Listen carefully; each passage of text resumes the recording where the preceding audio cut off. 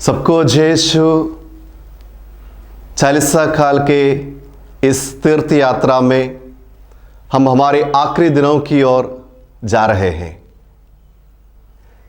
क्रूस के रास्ते से होकर जब हम कलवारी की ओर निकलेंगे तो कलवारी पहाड़ पर जब हम पहुंचते हैं, उस कलवारी पहाड़ के ऊपर हम 3 क्रूस देखते हैं।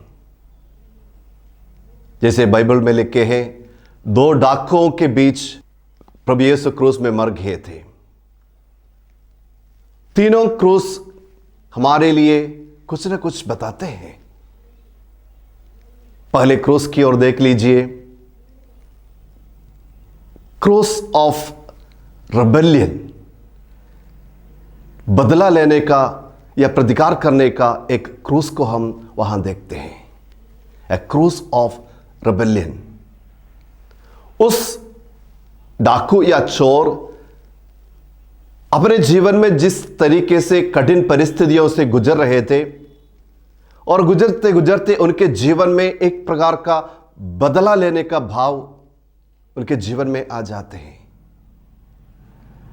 हम लोगों में कुछ लोग ऐसे हैं, हम भी अलग अलग तरीके से अपने जीवन में, जीवन की परिस्थितियों में, कठिन परिस्थितियों से गुजरकर ऐसे एक मनोभावना हमारे मन में आ जाते हैं, दूसरों के विरुद्ध प्रतिकार लेने का या बदला लेने का।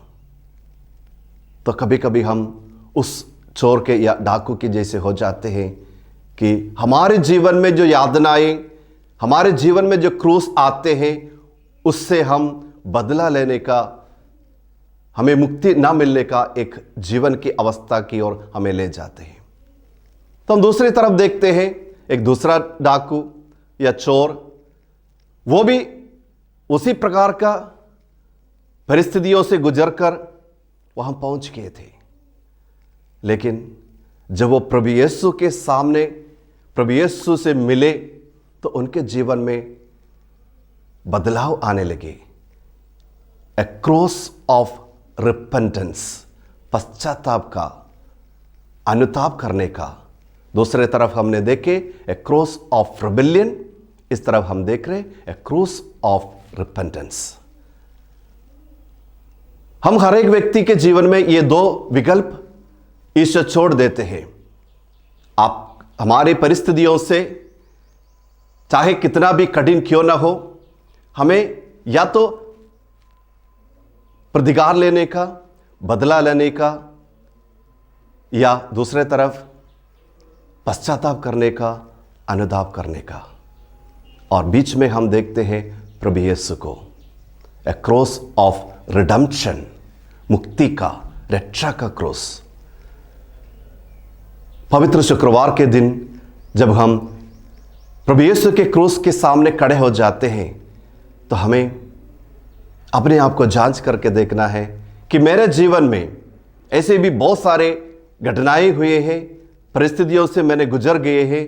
क्या मेरे जीवन में मैंने एक रिबेलियन का मनोभावना, बदला लेने का मनोभावना से आगे बढ़ रहा है, या रिपेंटेंस, पश्चाताप करते हुए, अनुताप करते हुए मैं आगे बढ़ रहा है।